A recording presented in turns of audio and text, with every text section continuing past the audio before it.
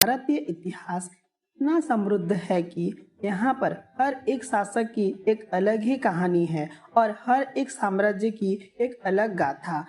हमारा भारतीय इतिहास इतना समृद्ध है कि इसकी कथाओं को सुनकर इतिहास के पन्ने भी उत्तेजना से भर जाते हैं। ऐसे ही एक गाथा है भारत के मौर्यन डायनेस्टी के रूलर अशोका द ग्रेट की, जिन्होंने मौर्यन एम्पायर को एंशिएंट इंडिया का सबसे बड़ा पावरफुल किंगडम बना दिया, जिन्होंने अपने महानता से पूरे भारतवर्ष को अपने मुट्ठी में कर लिया था। अपने शुरुआती जीवन में चंडाशोक के नाम से कुख्यात सम्राट अशोक अंत में धम्म की राह पर चलकर देवनाम प्रिय अशोक बने।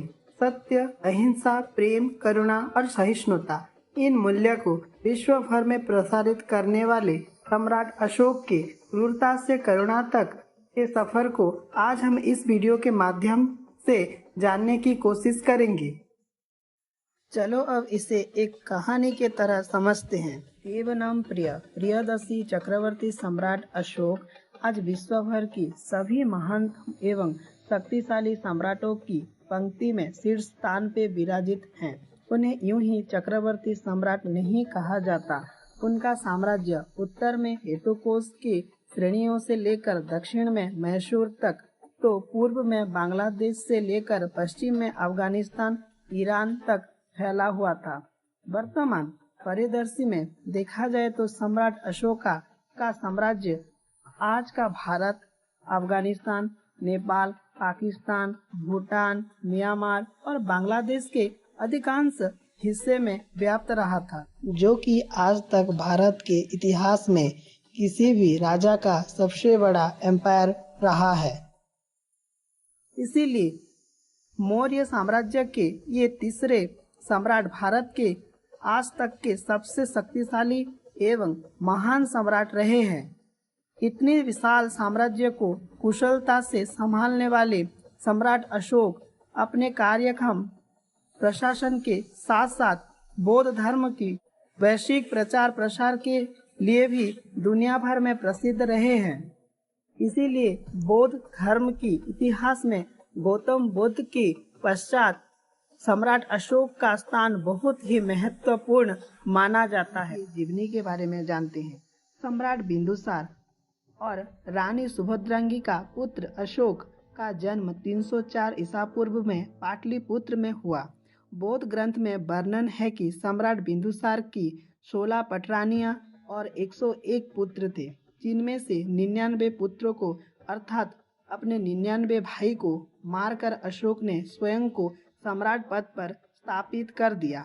बौद्ध ग्रंथ में बताई गई इस बात के ऐतिहासिक प्रमाण तो नहीं है, लेकिन ये बात तो स्पष्ट है 273 ईसा पूर्व में जब सम्राट बिंदुसार की मृत्यु हुई, तब उनकी ज्येष्ठ पुत्र सुशील सम्राट नहीं बने और अशोक को भी सम्राट बनने के लिए 4 सालों की समय लगा।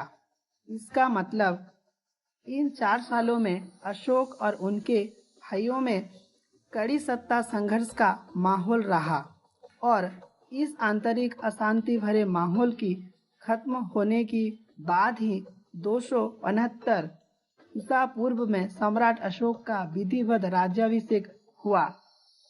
प्रभाव संभालते ही अशोक ने विरासत में प्राप्त विशाल साम्राज्य को और अधिक विशाल करना प्रारंभ कर दिया। साम, दाम, दंड, भेद, हर प्रकार की नीति को अपनाते हुए सम्राट अशोक ने आधुनिक असम से लेकर ईरान की सीमा तक का साम्राज्य केवल 8 वर्षों में ही विस्तार कर लिया। इस दौरान अपने कठोर व्यवहार के कारण लोग सम्राट अशोक को चंड अशोक के नाम से पुकारने लगे। बौद्ध साहित्य तथा लोक कथाओं में चंड अशोक के इस कठोर रूप का वर्णन करने वाली कई कहानियां प्रचलित हैं। भारत समेत पश्चिमोत्तर प्रदेश के बौद्धांश भूभाग पर अधिकार करने के पश्चात अब दक्षिण में कलिंग की तरफ बढ़े। आज के उड़ीसा, छत्तीसगढ़ और झारखंड में फैला कलिंग उस वक्त का महत्वपूर्ण राज्य था। उत्तर से दक्षिण तक जाने वाले स्थल तथा जल मार्गों पर उसका विशेष रूप से नियंत्रण था। इसीलिए कलिंग को जितना मौर्य साम्राज्य के लिए बेहद ही आवश्यक था। सम्राट अशोक के 13वीं अभिलेख से हमें ये पता चलता है कि राज्याभिषेक के 8 वर्ष पश्चात ही मगध और कलिंग के बीच युद्ध प्रारंभ हुआ।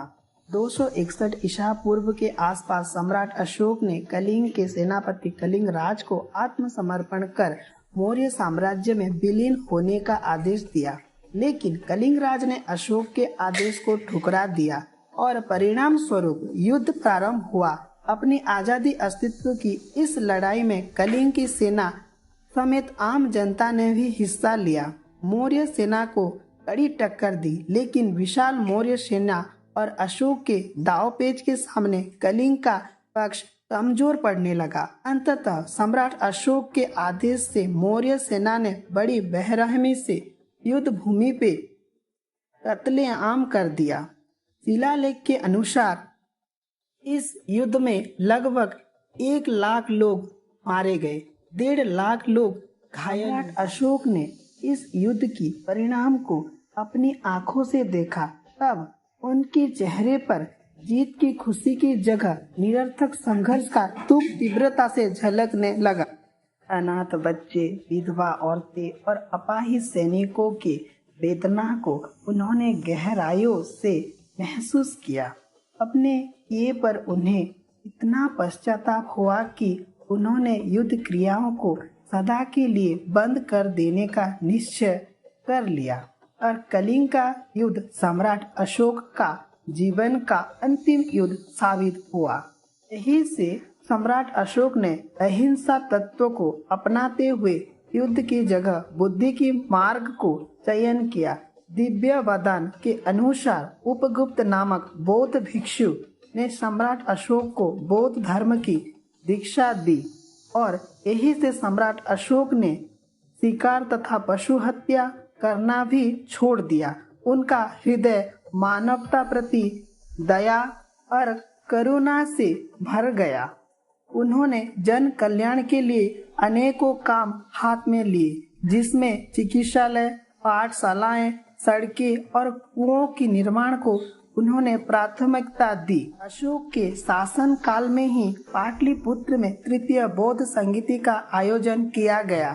मोगली पुट्टतिसा इसकी अध्यक्षता में आयोजित इस बौद्ध संगीति में अभिधाम पिटक नामक त्रिपिटक की रचना हुई और बौद्ध धर्म की वैश्विक प्रचार के लिए बौद्ध भिक्षुओं को विभिन्न देशों को भेजा गया, जिनमें अशोक के पुत्र महेंद्र एवं पुत्री संघमित्रा भी शामिल थे। महेंद्र ने श्रीलंका के राजा को बौद्ध धर्म की दीक्षा दी और बौद्ध धर्म श्रीलंका का राज धर्म बने। राज्याभिषेक के 13वें वर्ष में धर्म महामात्र नामक उपाधिकारियों का एक वर्ग बनाया। बौद्ध धर्म की प्रचार प्रसार की क्रम में सम्राट अशोक ने के अनेकों शिलालेख को उत्कीर्ण करवाया, जिनके माध्यम से सम्राट अशोक ने अपने अत्यंतीय मानवीय विचारों तथा जीवन के आदर्शों को विश्व स्तर में पहुंचाने का कार्य किया। उन्होंने अपनी 37 वर्ष के प्रशासन काल में लगभग 40 अभिलेखा का निर्माण करवाया, जिन्हें ब्राह्मी, खरोष्टी तथा आरमाइक ग्रीक लिपियों में लिपिबद्ध किया गया है। शिला स्तंभ तथा गुफाओं में प्राप्त होने वाले इन अभिलेखों में सम्राट अशोक ने अपने आप को प्रियदर्शी और देवानाम प्रिय की उपाधि से संबोधित किया है। आधुनिक बांग्लादेश, भारत, अफगानिस्तान, पाकिस्तान और नेपाल की जगह जगह पर मिलने वाले इस अभिलेखों को शिलालेख, स्तंभलेख और गुहालेख ऐसे 3 भागों में विभाजित किया जाता है। सम्राट अशोक के बारे में जितनी भी प्रमाणित जानकारी प्राप्त होती है, उसमें इन अभिलेखों की भूमिका बेहद ही महत्वपूर्ण है। अहिंसा, शांति तथा लोक कल्याणकारी नीति योग्य अतुलनीय सम्राट अशोक ने लगभग 37 वर्षों तक शासन किया। फिर 232 ईसा पूर्व में उनकी मृत्यु हुई। Subscribe for more content.